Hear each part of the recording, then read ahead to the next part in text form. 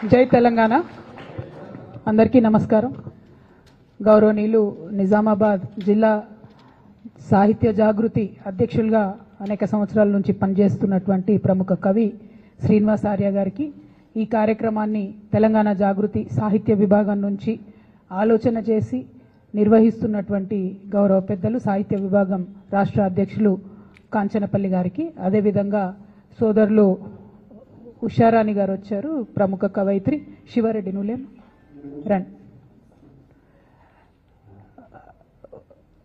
అదేవిధంగా ఈ కార్యక్రమాన్ని మరి ఆలోచించి సాహిత్య విభాగం నుంచి నిర్వహిస్తున్నటువంటి ప్రముఖ కవి సాహిత్య విభాగం రాష్ట్ర అధ్యక్షులు గౌరవనీయులు కాంచనపల్లి గారికి, ఇప్పుడే వచ్చినటువంటి కవయిత్రి ఉషారాణి గారికి, ఇక్కడ వేదిక మీద ఉన్నటువంటి జాగృతి కార్యకర్తలకు, నాయకులకు, ప్రెస్ మిత్రులకు అందరికీ కూడా హృదయపూర్వకంగా నమస్కారాలు తెలియజేస్తా ఉన్నాను.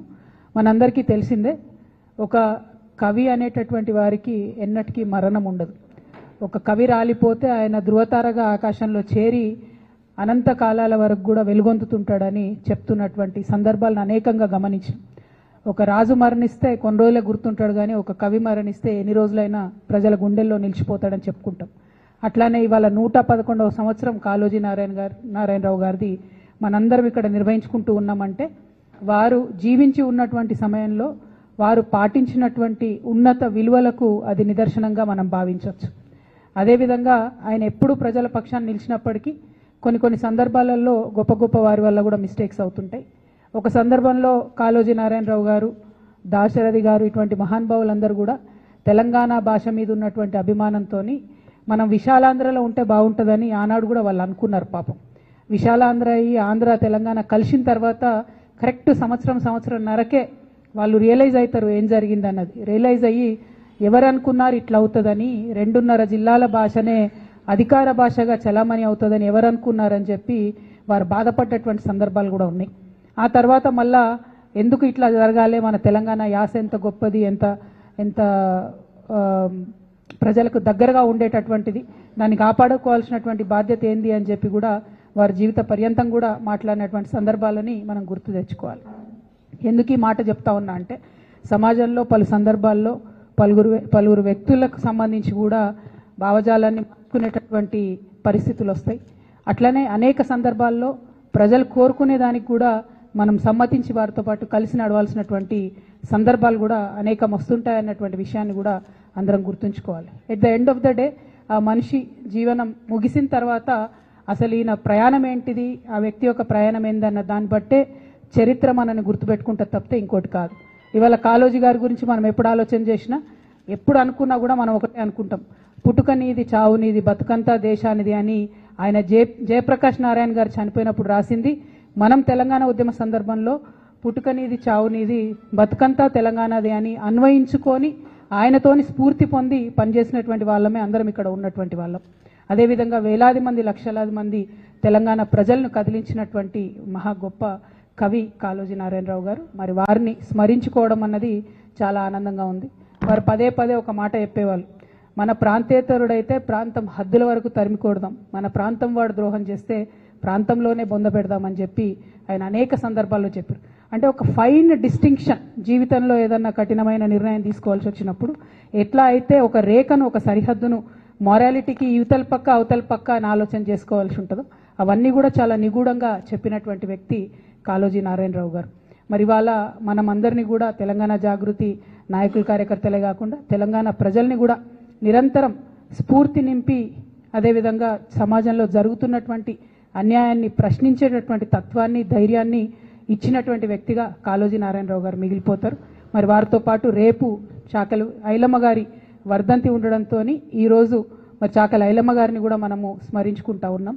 ఆమె ఒక మహిళ అనుకుంటే నిలబడి ఎట్లా అయితే అన్యాయాన్ని ఎదిరించగలుగుతుంది అనేటటువంటి విషయాన్ని ఆనాడు ఆమె మీద దురాగతం చేసినటువంటి భూస్వాములను ఎదిరించి మనకు ప్రత్యక్షంగా చూపించినటువంటి వీరవనిత.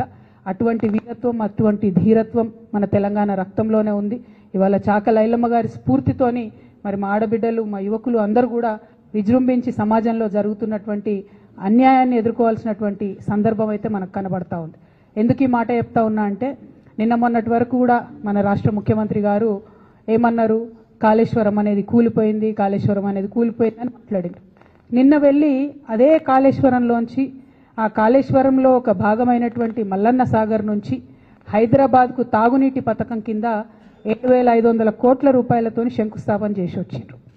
అదే ప్రాజెక్టు గత 2 సంవత్సరాలు కేసీఆర్ గారు ఉన్నప్పుడు కూడా ప్రణాళిక వేసింది 1,500 కోట్లకు.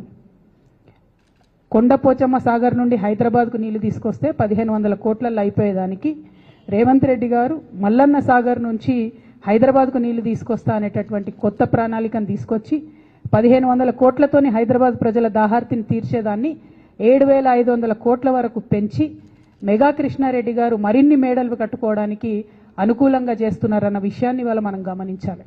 మరి ఇటువంటి అన్యాయం 1,500 కోట్లు ఎక్కడ, 7,500 కోట్లు ఎక్కడ? అది రేవంత్ రెడ్డి గారి ఇంటి సొమ్ము కాదు కదా, తెలంగాణ ప్రజల సొమ్ము. మరి తెలంగాణ ప్రజల సొమ్ము అన్యాయం జరుగుతున్నప్పుడు ఖచ్చితంగా మనం మాట్లాడాల్సిందే, ఎదిరించాల్సిందే అని కూడా ఈ సందర్భంగా నేను మన ప్రజలందరూ కూడా చెప్తూ, కంపల్సరీ ఎందుకు ఆ ఎస్టిమేషన్ పెరిగింది అనేటటువంటి విషయం ప్రభుత్వం ప్రజలకు జవాబిచ్చేంత వరకు కూడా మేము తెలంగాణ జాగృతి పక్షాన ప్రభుత్వాన్ని ప్రశ్నిస్తామనేటువంటి విషయాన్ని కూడా ఈ సందర్భంగా నేను తెలియజేస్తూ ఉన్నాను. ఎట్ ద సేమ్ టైం ఎట్లా అయితే అన్యాయాన్ని ప్రశ్నించాలో అట్లానే మనవాడు అనుకున్నప్పుడు ఒక మేధావి రిటైర్డ్ సుప్రీంకోర్టు జస్టిస్గా పనిచేసినటువంటి వ్యక్తి సుదర్శన్ రెడ్డి గారు, మరి అటువంటి బిడ్డకు వైస్ ప్రెసిడెంట్ ఆఫ్ ఇండియాగా ఒక కంప్లీట్ ఆపోజిషన్ పార్టీ అభ్యర్థిగా దేశంలో ఉన్నటువంటి అనేక పార్టీలు సపోర్ట్ చేసినటువంటి వ్యక్తి గెలవాలని కోరుకోవడం కూడా అది డెఫినెట్గా ఒక పాజిటివ్ ప్రాంతీయవాదం అవుతుందని చెప్పి నేను మనస్ఫూర్తిగా భావిస్తూ ఉన్నాను. ఇది పార్టీలకు అతీతంగా తెలంగాణ బిడ్డ కాబట్టి ఆయనకు ఒక అవకాశం వచ్చింది కాబట్టి. అంటే నేను ఒక వ్యక్తిని ఎప్పుడు జీవితంలో మర్చిపోలేను. శేషన్ గారు అని ఉండే, టిఎన్ శేషన్ గారు అని.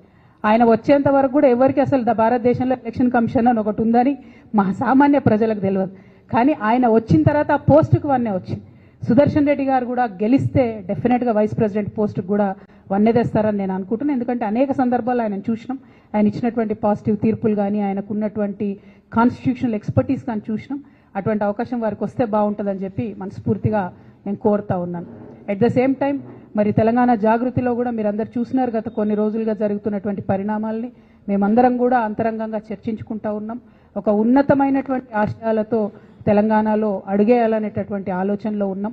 ఉన్నతమైనటువంటి లక్ష్యంతో సాధించుకున్నటువంటి భౌగోళిక తెలంగాణని పరిపుష్టం చేయాలంటే సామాజిక తెలంగాణ సాధన కోసం తెలంగాణ చెమ్మన్ గారికి స్వాగతం. గౌరవనీయులు నవీనాచారి చెమ్మన్ గారికి ప్లేస్, ప్రముఖ కవి చెమ్మన్ గారికి స్వాగతం. భౌగోళిక తెలంగాణను సాధించుకున్నటువంటి భౌగోళిక తెలంగాణలు సామాజిక తెలంగాణ సాధించే వరకు కూడా తెలంగాణ జాగృతి కార్యకర్తలు విశ్రమించారు. మరి తెలంగాణ సామాజిక తెలంగాణ సాధించాలంటే అన్ని వర్గాలకు సరైనటువంటి అవకాశం వచ్చే విధంగా, అన్ని వర్గాలకు సరైనటువంటి స్వేచ్ఛ వచ్చే విధంగా, అన్ని వర్గాలకు సమున్నతమైనటువంటి సంపద వచ్చే విధంగా తెలంగాణ జాగృతి కృషి చేస్తుందని ఈ సందర్భంగా తెలియజేస్తా ఉన్నాను. ఎట్ ద సేమ్ టైం మరి సామాజిక తెలంగాణ సాధన కోసం ఎటువంటి మార్గాన్ని ఎంచుకోవాలనేటటువంటి ఆలోచన చేయడం కోసం మరి ఆనాడు కేసీఆర్ గారు చెప్పినటువంటి మార్గాన్ని కూడా తీసుకుంటాం. తెలంగాణ సాధన కోసం నేను బొంత పురుగునైనా ముద్దు పెట్టుకుంటాను కేసీఆర్ గారు చెప్పిండ్రు.